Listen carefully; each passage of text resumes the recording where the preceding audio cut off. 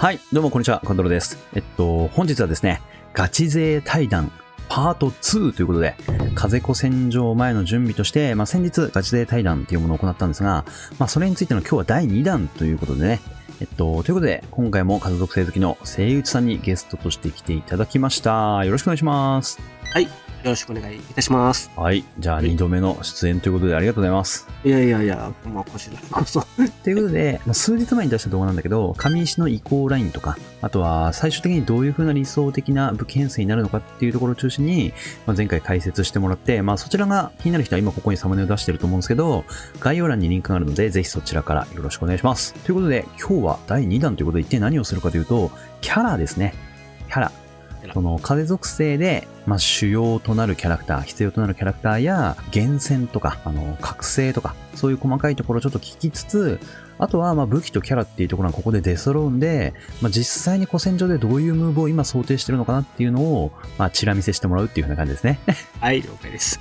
そうだね。まだまだ古戦場まで時間があるんで、はい、実際今回その紹介するムーブは暫定ムーブ、暫定遠征みたいなところにはなるんですが、はい、今後その武器を集めるとか編成を組む上での参考にしてもらえたら嬉しいなというふうに思うんで、じゃあ今回もやっていきますか。やっていきましょう。ではですね、対談の時にお決まりではあるんですけど、今回はキャラを解説する回だっていうふうなことで、声優さんのクオン状況ですね。一体誰に今クオン入れてるのかっていうのをちょっと見せてもらえますか。はい、風で今、クオンを捧げてるのが、今この6キャラですね、僕は。なんかでも、あれだね、意外とシンプルだね。そうです。ぶっちゃけると、捧げたいキャラはいるんですけど、このくらい揃えてたらもう満足度が高いかなっていう風なので、今やってますね。ちょっと1キャラどう見ても趣味なんですけど。そうだね。マイペから察するものはあったけど。あれね、十二神将教だからね、声優さんも俺と一緒で。それでは、じゃあ、話していきますか。はい。では今回一番最初に聞いていくのが、風子戦場に向けて風属性で必要なキャラと、必要なキャラをそれぞれどういう風に厳選しているかっていう風なところですね。では、多分いろいろ使い方があると思うんですよ。その手動とかフローとかっていうところがあると思うんで、まず一番最初に、手動でもフロートでも高頻度に使う、共通して重要なキャラっていうところから先に教えてもらえますか。じゃあ、まず最初に、これがもう最優先っていう風なので、もう多分これ説明する意味もあるのかなって思うんですけど、まず、ダルメアですね。もう手動でもフルオートでももう最強で。多分もう9割以上の人が知ってたって感じで多分思ってるね、今。火力を出したかったらもうとりあえず、ダルメア。厳選聞いてもいいですか。指輪はもう渾身で。で、耳飾りも同じく渾身ですね。で、覚醒タイプは連撃となってます。ちなみに土子戦場とかそうだったんだけど、そのアサシン系のキャラって、結構上限が出にくくて、上限を出すために攻撃覚醒とかだったりしたんだけど、ナルメアに関しては連撃の方がいいのかな。ナルメアって水着フォルワとセットでから採用するのが多いんで、結構出せるんなんですよね。そういった点でも、連撃の方を優先したいかなっていう。いかにナルメアの上限を伸ばすっていう風な感じになっちゃってるので。できる限りナルメアに火力を寄せて、たくさんダメージを稼げるように、ちょっとでもダメージを伸ばしたいから連撃ってことか。そうですね。じゃあ次、ナルメアの次のキャラで。やっぱり、ニオですね。ニオのもう、この150のニオが別格です。指輪は渾身。耳飾りも、また渾身です。3アビとの関係で、この3アビの効果と耳飾り重複がするので。なるほど。あれか、会心効果のところですもんね。そうですね。確かに。覚醒タイプは連撃用の優先的にやってます。続いてのキャラクターが、水着、肉から、下手すると150でも採用あり得るかなとは。指輪は今捧げてないんですけど、僕は入れたいです。ぶっちゃけると。厳選は指輪も耳飾りも渾身です。で、覚醒タイプについてはダメージを出しにくいので、攻撃覚醒かなって思ってます。よだめになってるんですけど、これ多分僕、変えるかな。肉までは2400万がギリギリな場合によだめが欲しいかなって。ぶっちゃけ今、正タイプも最初肉集め用になってるもんね、それ。肉集め用になってるんで、レンジでから使い分けって感じになりますね。なんだけど、今のところは150、2を使う方が丸いんで、今のところ。火力が出せれる編成が見つかった場合、やることにはなりそうです。じゃあ今、手動とフルオート共通のキャラを言ってもらったと思うんで、じゃあ次は手動ですね。手動で使えそうなキャラを中心として教えてもらってもいいですかね。まあ、使うであろうヒットキャラクターがまたまあ、そうだよね、みたいな感じでね。一夜日をなる部屋につけて流ると。ホルマンに関してはね、指輪も耳飾りも渾身ですね。で、覚醒タイプも攻撃にやってるんですけど、そうですね、やっぱりやってる理由が、火力の上限を単体だと出しにくいので、ホルマンは攻撃になってます。150とか200を想定したときに、あれだね、手動で基礎攻撃力が必要だから、攻撃タイプっていうふうなことか。次に、手動で買うかもって思ってるのが、ロゼッタです。意外なキャラ来たね。ロゼッタなんですけど、200専用です。ぶっちゃけると、途中で落とすので、厳選もそこまでしなくてもいいんですけど、するんだったら、渾身で、覚醒タイプも攻撃やってます。なるほどね。じゃあ、これも渾身攻撃か、じゃあ。ちょっとこれについてはあれだね、ちょっと後でムーブレイとか見せてもらうから、そこはちょっと楽しみにしておくか。そうですね。OK です。じゃあ、手動に関してはこんな感じみたいなんで、じゃあ次、フルオートですね。みんな大好きフルオートで、前使いそうなキャラクターについてちょっと見せてもらえますか。フルオートって言ったら、僕はもう、このキャラ、ハロウィンリッチ、指輪はアビ上限、耳飾りはユダメになってます。覚醒タイプについては、バランス型ということで。これはなんか、あれだね、もうフルオートキャラに関してはなんか、覚醒は敵によるかも、なんかあれだよね、去年の古戦場とかも、200L のフルオートはもうなんかフル防御で固めるみたいなことをしてたし、対象のレンジに合わせて、でも 200L だったら防具に変えるぐらいで、あとはもうなんか、バランスとかでもいいのかなみたいな感じかな、やっぱり。そうですね。はい。では、次のキャラクターが、はい、リミテッドのシャルロッテです。指輪苦戦まで一緒だな。アビジョー、ユダメ、バランス。そうだね。バランスがどうなるかっていうところも、あれだね、敵次第みたいな。もう、シャルロッテはもう、奥義も強いんですけど、アビダメのもう、鬼なんで、そういった点でも、もう、この組み合わせで、かなって思います。覚醒タイプについても、またもう、バランスかも防御かってなりますね。次、グリームニルです。グリームニルに関しては、フルオっていう風になるんですけど、僕は肉とかでから入るんだけど、確かにね、どういう用途で使うかっていうところですね。指輪、耳飾りと、覚醒タイプは順番に渾身、ユダメ、連撃となります。こういうキャラについては、よだめの数字によって討伐できるできないところが変わってきたりするから、ここの厳選は結構大事かもしれないね、グリーンミル使う人は。次のキャラクターがイービアです。指輪は渾身、耳飾りも渾身。で、覚醒タイプがこのキャラの、難しいところで、そうですね、古戦場想定だと150までは連撃、200だともしかすると防御タイプが重要になりそうですね。なんかリミテッド E はなんかアビダメとかも持ってるけど、どちらかといったら通常攻撃のところを上げる渾身の方が良さげかな、アビ上限とかよりも。そうですね。頻度もそこまでないので、アビダメよりかはもう、通常殴りの方がいいかなって感じです。なるほど、そっか。確かに、ニャビナリキャスはそんなに速くないもんね。はい、では次のキャラクターがエスタリオーラです。エスタリオーラなんですけど、指輪はアビジョーです。で、耳飾りは、理想はユダメですね。覚醒タイプは防御がバランスで、大丈夫です。あんまり覚醒は重要じゃないので、敵の攻撃が痛ければ防御するぐらいな感じですかね。そうですね。はい。でもあれか、フロートキャラに関してもこんな感じですかね。こんな感じです。はい、そんな感じですね。じゃあそれでは、今いろいろキャラのところについて聞いてきたんで、ここでね、その前回の武器のところとキャラのところについてある程度聞いてきたんで、実際のムーブっていうところをここから見せてもらおうと思います。はい。それでじゃあ古戦場想定だと、なんかいろいろその編成はあると思うんですけど、まず肉集めから聞いていってもいいですよね。肉集めの、これが、2プラトンのみ。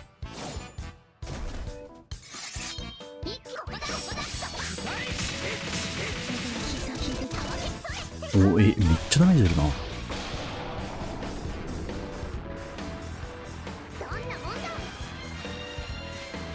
なるほど。こんな感じで2プラのみで倒せると。はい、そうですね。こちらが2プラのみでダメージが。バレグリム高っ。なるほどね。じゃあちょっと編成見せてもらえますか、じゃあ。装備が、今回はこういった編成です。安くはないけど、なんかシャルケンとか1本でいけるんだね、全然。シャルケン今1本で大丈夫なのは、2キャラにこれが指輪がついてるなんですよね、これは。なので、クオンがついてない場合は、ここにもう1本、シャルケンが追加されることになるんですけど、クオンを、捧げてる場合は、敷居を、上げることができます。はい、召喚石が、こういった感じで。スティアマトはまあ、これに関しては必須だから、まあ、2プラのみでやるとしたら。そうですね。まあ、しょうがないとして。で、フレンドは何でしたっけ？フレンドは、レピです。もしメインで、これあれですよね、属性攻撃力であればいいんで、例えばルシフェルが持ってなければバハムートとか、あとは、ジェネシスシリーズの4突が来ると思うんで、もし持ってたらグリームにいるとかでもいいんですよね、これ多分。はい。属性×ゼピロスでやる編成と。さっきちらっと言ってたクオンがあるとみたいな話ってあれなのかな？シャルケンが2本になるみたいな話だったっけ？そうですね。最低、グリームニルに入ってないと、シャルケンがなんかもう1本追加されて、といった感じで、2集めはこんな感じですね。では、じゃあ次95ヘルですね。95ヘルの手動編成について、現状のちょっと編成見せてもらえますか。想定の動きをやりたいと思います。いきます。まずはクイック召喚で、ベルゼバを召喚して、ナルメア13、フォルワの1を使ってスーパーと攻撃。以上です。これでいける ?4 ポチ召喚めっちゃ強いはい、ということで、29% なので、無事、いってますね。やばい。これソロガレオは 33% で討伐だから、こんなに余裕あるんだ。4ポチ1召喚ではい。4% オーバーです。すごいね。なんかね、アニラの3いらないんだね、今。そうですね。もう、やっぱりもう、シャルケンと、猫探検のおかげですね、これは。なるほどね。はい。なるほど。じゃあちょっと実際の編成見せてもらえますか。装備がこういった感じになってます。なるほど。バランスいい編成だね。はい。そうですね。ここで、ポイントみたいな話なんですけど、前回かな、紹介したパラソニウムがあるんですけど、石杖武器、5つの場合だと、石杖武器の方が、さすがに上回るんですけど、これが、石杖武器が4つ以下の場合だったら、パラソニウムの方が若干上回るので、石杖武器の凸が済んでない場合は、パラゾっていう選択肢もあるかなって思ってます。なるほどね。あれか、風に砲撃覚醒の輪武器がないから、はい、上限と後陣の観点で単剣だから、一番バランスが良くて、あれか、片面ゼピでも入ってくるの？片面ゼピでも、はい。代用品って、十分採用できるかな。さっき結構余裕で討伐してたから、これ多分パラドでも余裕できるもんね、おそらく。そうですね。だって、ダメージもデサだったんで、こっちでも、はい、問題なく討伐はできると思いますね。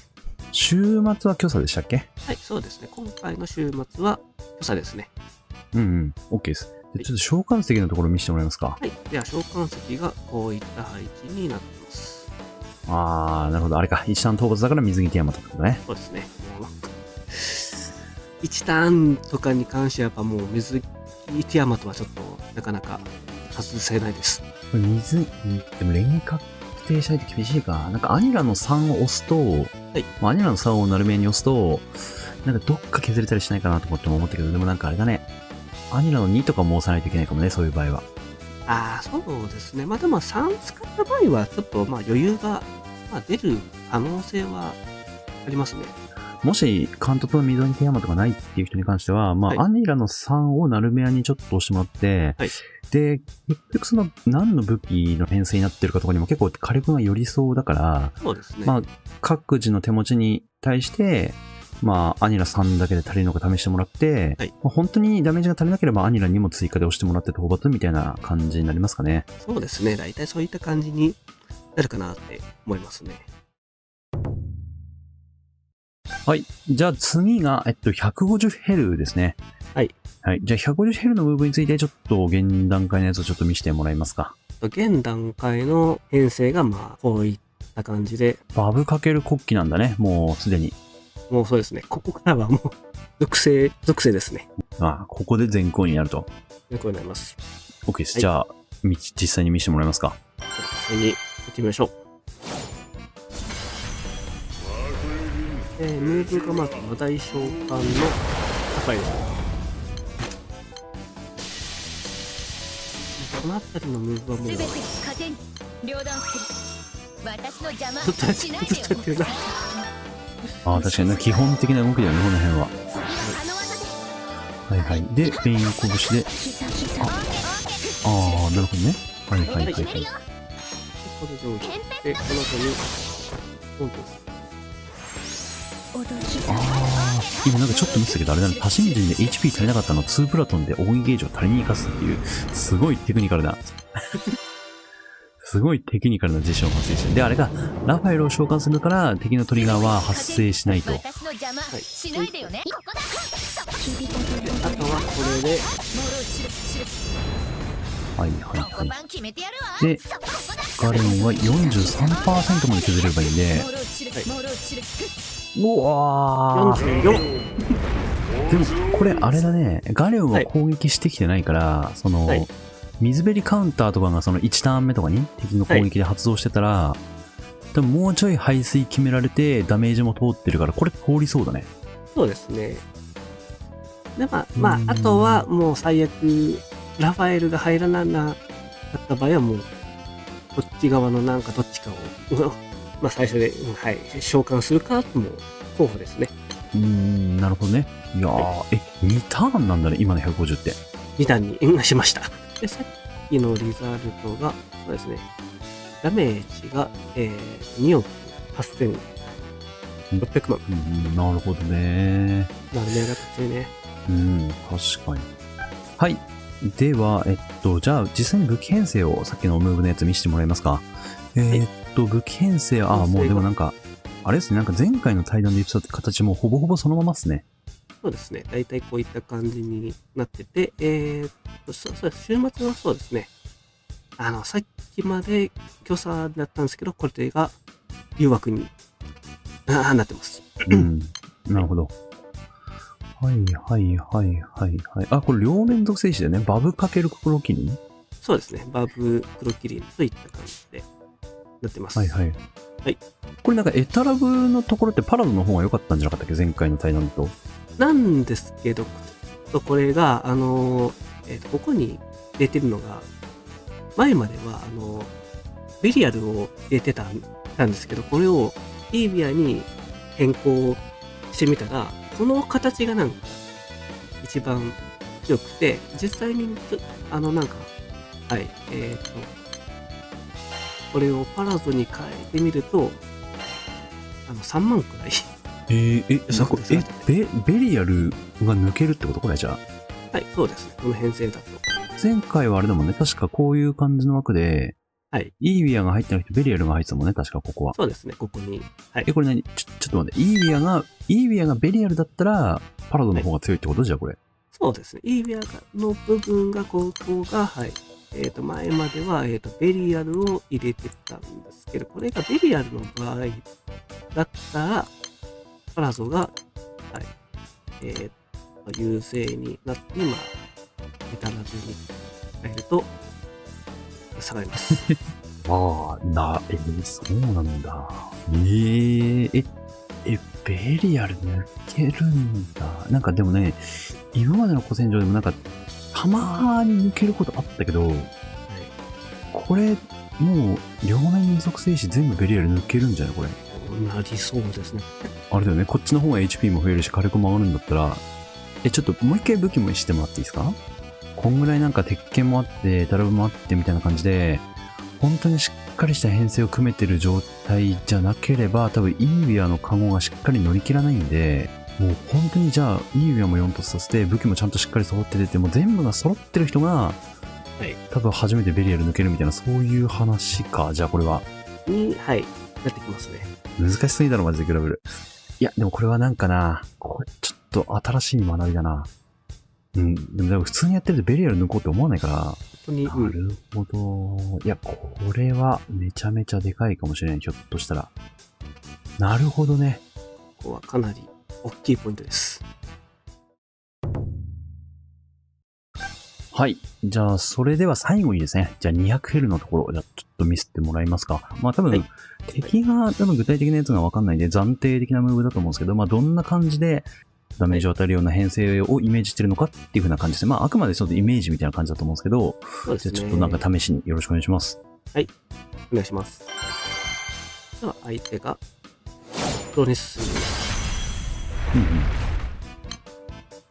まあ、ポーションを回収しまして、私の邪魔しないでよね。コルは一応、主人公につけた状態で、大事ファイティングソングを使って、ここは、まあ、ユゼラを使うんですけど、今回は、私グラビテ負けません。ィ対応します。あれですね。私も負けるつもりはないわ。古戦場の CT にこれで一緒になるみたいな。はい、そういったことになって、まあ、重要な、これも忘れずに。可愛がってあげるわね。で、この状態で攻撃します。シルシルモロー。オーケーどう？キレしなさい。で、2ターン目もそのまま攻撃します。全力テンペス現状全然イメージつかない。シルオーケーどう？キレしなさい。はい、で、3ターン目に、コルワが、私の邪魔しないでよね。コルワの位置を、コルワにつけて、攻撃を打ちます。あと、この状態で、敵の攻撃をすると、まあ、ありがとう。まあ、確実にまあ、落ちるので、モローチルオーケージュネスエーテはい、ポーションを使って対処します。ちょっとキレしなさい。原点回帰ので、4ターン目もそのまま攻撃を回していきます。今回なんかナルメアがまあ、打てるんですけど、ここはもう、まず、ガードします。モローチルオーケーキレしなさい。はい、続いて気合十分全力でいきます。あらあら元気ね。5ターン目は、まあ、打てたら、まあ、この辺り打ちたいんですけど、今回もまたそのまま攻撃してきます。なるほど。まあ、右ベリは一旦、まあ、ランダム性があるから、ここから打たない。はい。キレしなさい。で、ここでロゼットの結界が発動するのか。はい。で、バラの結界が発動したタイミングで、ロゼットの2、3と打っていきます。ロゼッタさん。で、その状態でマダイを発動。あとは、そうですね。今回ラファエルが打っちゃうと、これが止まるんで、ように、今回は、いい秒で対応します。で、その状態で、まあ、ナルメアを強くなんか使うために、私の邪魔しないでよね。コルワの位置をナルメアに、その状態全てで、糧にはい、両断する。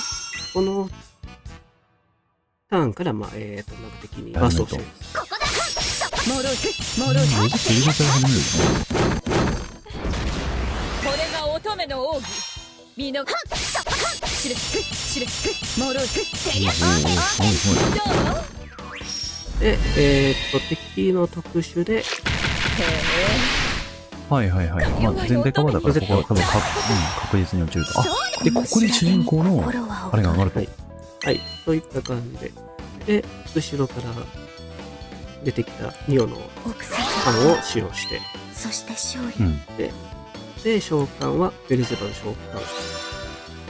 で、黒キリンはまだ使わずに、コルワのはいはい。血を主人公に使った状態で、まずは通過。ここだ。シはいはいはい。テリア膝踊れ。で、再度黒キリンを使用して、コルワの私の邪魔打ち上しげをナルないでよね。メアに。で、ナルメアさんを使用すべてして、糧に。スーパーと。モロス。おー、すごいすごいすごい。で、これで攻撃で、まあ、フィニッシュ。モロスモロスモロシル忘れる。あー、はいはいはいはい。まあ、といった感じの編成はとりあえず考えてるんですけど、まあ、まだちょっと、ダメージが結構足りてないんですよね。なんかイメージとしては、でもなんかあれだよね、そのナルメアが殴ってる途中に死んでたから、まあ6億は届かないにしろ、まあ何かしらでダメージは今後、ムーブ改良して持っていくみたいな。そうですね。ロゼッタのその、落とすタイミング、あとはそうですね、ナルメアのその、奥義のタイミングとか、まあ、そういったのをなんかもう少し、調整が必要かなって今のところ思ってます。ナルメアが奥義を打つと、アビリティが返ってくるから、まあ前半から一段打てるとかもあるのか。はい、そうです、そうです。なので、この辺の、まあ、調整がまだうまくいってないので、とりあえずは、まあ、暫定的に含んでますね。なるほど。じゃあちょっと武器見せてもらってもいいですかね、じゃあ。はい、武器が、まあ、本当にもう、先ほどと似たような感じになってるんですけど、まあ、はい、週末が、紙週末になってますね。まあ、こことかも結構改良できるポイントなんで、調整がまあ今後の課題かなと思ってます。なるほど。で、召喚石が、召喚石がこういった感じで、まあこっちもじゃあベリアルが抜けてると。そうですね。まあ、157が流用なんで、このあたりもそうですね。まあ、要検証かなって感じですね。まあだから要するにあれだよね、そのファイティングソングで、2プラトンを上げたところでいっぱいバーストしたいから、はい。そこに合わせて、その、アビリティとかバフとかを調整していったり、はい。あとはですね、コルワの2回行動とか、そのナルメアの13とかっていうのを使うタイミングを合わせつつ、はい。で、あれか、やっぱ一番のポイントはロゼッタかね、本当に。ロゼッタの使い方になりそうかな、今のところ。なんかでもあれは結構やっぱかなり綺麗だったね。そのなんか、いい感じに、バフとか追撃をつけた後に、その全体カバーでトリガーを対処しつつ落ちていってニオと交換みたいなのはめちゃめちゃなんか綺麗だったから、まあでも実際古戦場まで期間もありますし、今後のアップデートでなんかキャラとか強力な召喚石とかが追加されるかもしれないってところを考えると、まああくまで暫定的なプロトタイプにはなるんですけど、まあここからムーブとかをね考えていくっていう人がもしリスナーにいたとしたら、まあこんな感じのムーブをイメージしつつ、その古戦場準備ってものをしてもらえるといいのかなっていう風な感じですね。OK です。まあでも多分これに関しては、ムーブとかが結構なんか煮詰まって固まってきたら、まあ声優さんのチャンネルとかから普通に動画が出てくると思うんで、ぜひね、ちょっと概要欄から声優さんのチャンネル登録してもらって、まあ続報を待てという感じで。はい。いやー、ありがとうございます。じゃあこんな感じですかね、200L は。はい、そうですね。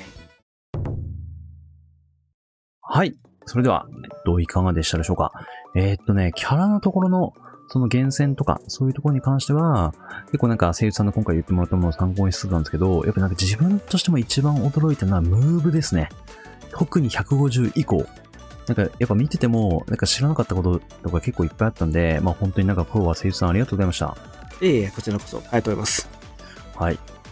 ということで、まあ、実際今回紹介したムーブについても、まあ、やっぱなんか古戦場の敵も見えてないですし、もう少しその、編成とかを考える時間もあるんで、あくまでなんか暫定的なムーブっていう風な感じにはなるんですけど、研ぎ澄まされたムーブっていう風なところに関しては、自分も含め声優さんも動画とかで、アップロードしていけたらいいなっていう風に思ってるんで、ぜひね、クワトロと、あと声優さんどちらもチャンネル登録していただいて、続きの動画とかを楽しみに待っていただけたらなという風に思います。はい。では、最後に声優さんから何か告知とか、宣伝とかあれば、ぜひよろしくお願いします。はい、そうですね。この動画が出る頃くらいから、そうですね。ライブ配信と、やっていきたいかなと思っていますので、ぜひ見に来てね。ありがとうございます。ちなみに何時ぐらいからやる予定なんですかね、ライブって。予定ですけど、だいたい火曜か木曜の10時頃から、なるほど。そうですね。はい。スタートしようかなと思います。詳しくはそうですね。YouTube の方のコミュニティとか、そうですね。Twitter とかでまた告知はしようかなって思ってますので、その時はよろしくお願いします。はい。わかりました。ありがとうございます。あれですね。今回の編成のところとか、なんかムーブのところに関しても、なんか質問とか直接聞きたいところとかがあれば、ぜひね、その声優さんのチャンネルのライブに行ってもらえると直接やり取りして、なんかいろいろ聞けると思うんで、ぜひそちらも行ってみてください。はい。じゃあ、ということで、今回が2回目の対談だったんですが、あれですね、直近で言うと、これ今収録して撮ってるのが8月9日なんですけど、8月多分16日に、ガチャ更新で多分グラフェスこの間の生放送であった新しい水着が来るかなって個人的にはちょっと予測してるんで、強い風キャラとか、あと、ティラノがもし風属性でめっちゃ強い石とかだったら、ちょっとそこで対談しようかなって感じですかね。そうですね。あとは、なんかそういう環境の変化にあるものと別に、これ結構なんかもう少し期間もらうと思うんですけど、古戦場前までにはね、ロブフェア対談ちょっとぜひしたいですね。了解です。いやーでも多分気になって楽しみにしてる人多いですよ、絶対に。いやーそう、どう使うのかね、この声優さんとの対談を見て、撮るかどうかっていうところをなんかね、決める人も多いかもしれないんで、ひょっとしたら今後そういった対談とかね、そういう動画も引き続き出していこうと思うんで、ぜひお楽しみにということで、はい。では本日の対談はこんな感じで終わりにしていこうと思います。はい。よかったら、チャンネル登録と高評価の方をよろしくお願いします。次の動画でお会いしましょう。